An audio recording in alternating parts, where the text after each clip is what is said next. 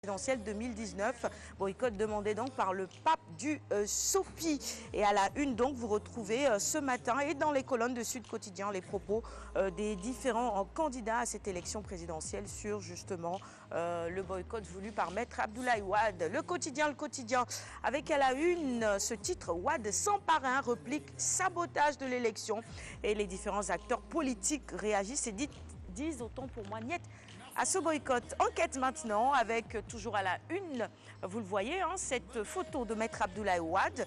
Plan de Wade pour saboter la présidentielle, reprobation unanime. Écrit enquête à sa une et à la une du quotidien Les Échos. Cette actualité est également reprise. Appel au boycott de la présidentielle, Maître Wade lâché par tous. Nous poursuivons avec la une du quotidien du groupe des médias, La Tribune donc. Avec toujours la présidentielle du 24 février 2019. Bougane rejoint Idrissa Seck, nous informe La Tribune à sa une. Libération maintenant avec Macky, le chef de l'État, candidat à la présidentielle, à sa propre succession, donc le candidat Macky Sall, qui marche sur les 4 candidats, selon nos confrères de Libération ce matin, dopé par un monde fou lors d'un méga meeting. C'était donc à Matam.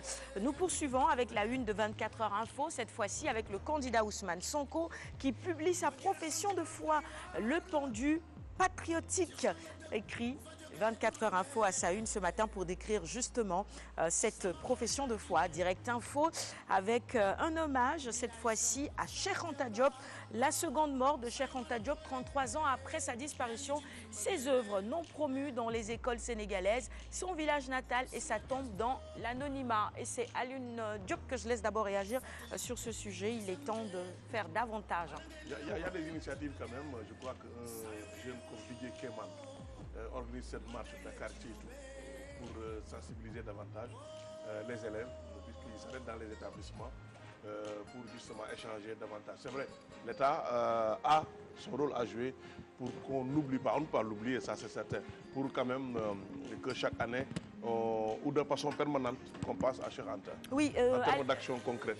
Alioune Badara, je pense que la semaine dernière, vendredi dernier, en évoquant justement cette marche Dakar et tout, on disait que ce serait bien qu'il y ait quand même une journée dédiée. Ouais, une journée dédiée tout simplement à cette grande figure en fait pour le peuple noir.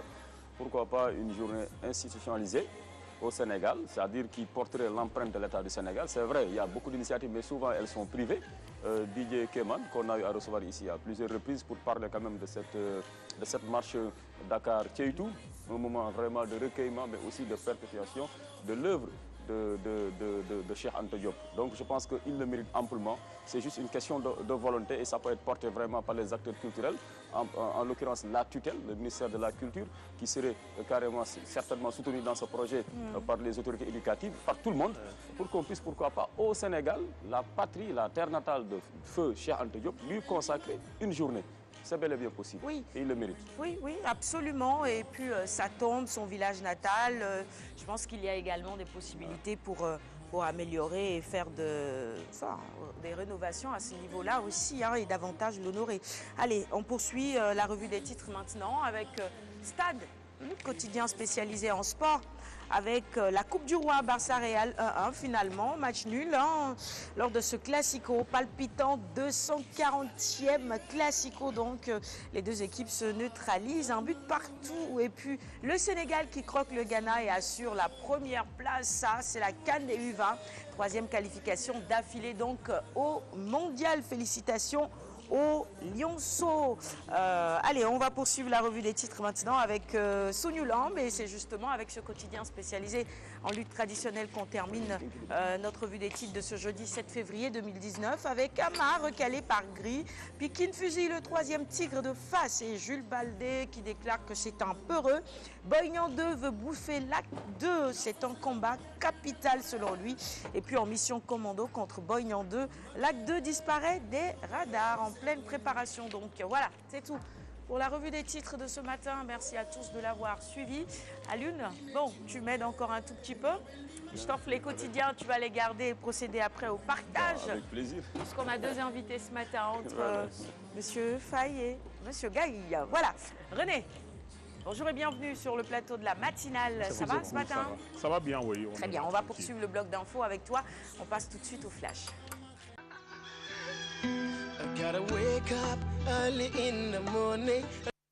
Il est 6h43, voici les titres de l'actualité. René, c'est à toi. Mesdames et messieurs.